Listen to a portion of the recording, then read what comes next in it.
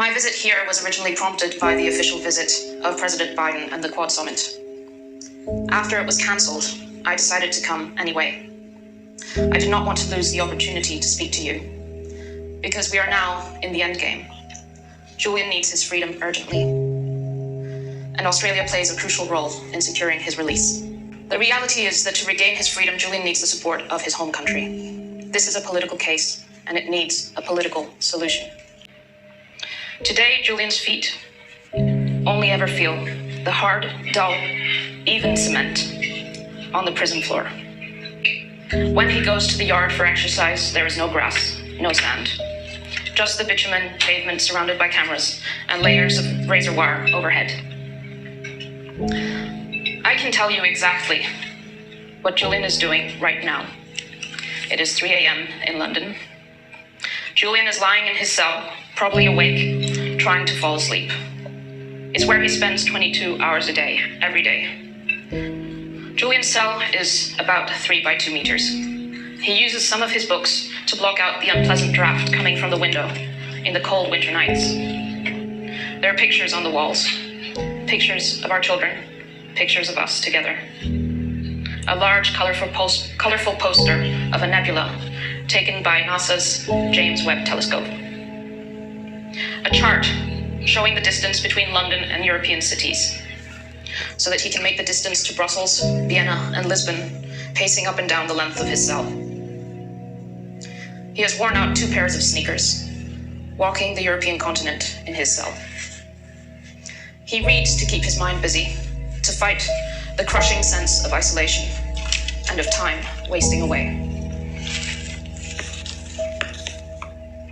He has spent 1,502 days in this prison cell, with no end in sight and no way of knowing how many days to count down to his release. Julian will be in that cell indefinitely, unless he's released. If Julian is extradited, he will be buried in the deepest, darkest hole of the US prison system, isolated forever. That is what is done to defendants in so-called national security cases, even before trial. A 175-year sentence is a living death sentence. A prospect so desperate that the English court found that it would drive him to take his own life rather than live forever in hell. We must do everything we can to ensure that Julian never, ever sets foot in a US prison. Extradition in this case is a matter of life and death. Julian counts the days until our next visit. When the children and I get to Belmarsh, usually on a weekend, we leave our belongings in a locker. We check in with the prison authorities in the visitors center building. My fingerprint is scanned, and we get a stamp on the back of our hands. Then we head to the entrance of His Majesty's prison, Belmarsh. The only thing we're allowed to have in our hands is a VO, or a visitor's order. It lists the people who are authorized to visit Julian on that day. We stand in endless queues.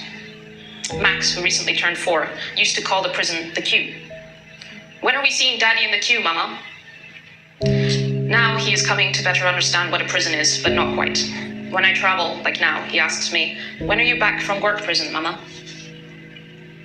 Gabriel, who just turned 6, knows it's a prison. Prisons feature in his dreams and in his nightmares. I tell him his father is no ordinary prisoner. He is a hero, and millions of people around the world want him to come back to us. My fingerprints are scanned 3 times more as we make our way through the airlocks. After the first airlock, our shoes and jackets are put through an X-ray machine. A prison officer scans us each in turn with a magnetic wand, front and back and under our feet. Then a second prison officer pats us down, front and back, under our feet again. They check our hair, inside our mouths, behind our ears. Then we go to the second airlock, which lets us out onto a cement yard. We cross the yard and queue up once more to get into the interior building and a third airlock, after which we are let through to the dog search. We stand on a square. The children are told to stand still and be quiet while the dog jumps up to sniff us, front and back. Then finally, we are let through to the large visitor hall, where Julian is sitting at one of 40 tables. Julian sits on a red chair, opposite 3 blue chairs. A heavy table is in between us. The children race to him, shrieking gleefully, while the prison officer complains that the children should remain quietly by my side until my fingerprint is scanned once more. At the table, Julian and I are allowed to embrace hello and goodbye. We are allowed to hold each other's hands across the table. The children climb on him, and he reads them stories. All our children's memories with their father are in this one large, echoey visitors' hall, with the one exception of our wedding last year, which took place in a bare room in a different building inside the prison. For an hour and a half, once or twice a week, we are together as a family. There is now near universal recognition of the enormous implications that this case has for press freedom and the future of democracy. For most people, Julian is a symbol of staggering injustice, because he is in prison on trumped-up charges for exposing the crimes of others. A symbol because he faces a bewildering 175-year sentence for publishing the truth. A symbol of a sophisticated form of state violence dressed up in complexity and indirection that not even Franz Kafka could have imagined. For the press and the public, Julian's case is the most brutal attack on press freedom that the Western world has seen in the last 70 years. A foreign government is using the political offenses in its statute books to indict a foreign national abroad because of what he or she published in a different country. Accurate, damning publications exposing their war crimes.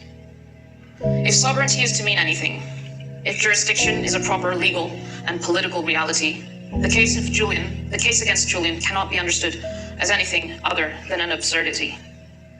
A stupefying decision of egregious overreach.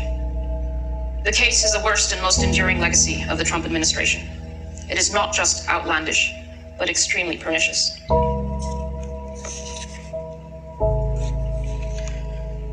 Julian is being used as a deterrent to bully journalists into submission. The case against him sends the message that each of you in this room are fair game. It is a show of contempt for democratic accountability and of the rights of victims of government wrongdoing.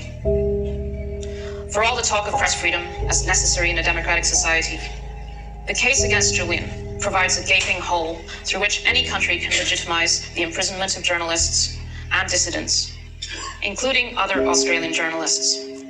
And use it, they do. Russia's charges against Wall Street Journal reporter Evan Gershkovich mirror the charges the US has brought against Julian. Russia had not used the Espionage Act against a foreign journalist since 1987. For almost 40 years, Russia had expelled foreign journalists, but now it puts them on trial for espionage. America's case against Julian has created a new race to the bottom, a new normal, which makes it easier to get away with imprisoning journalists. Enough is enough. There is no time left to lose. Julian needs to come home to us, home to all of us. Please help bring us back together. Thank you.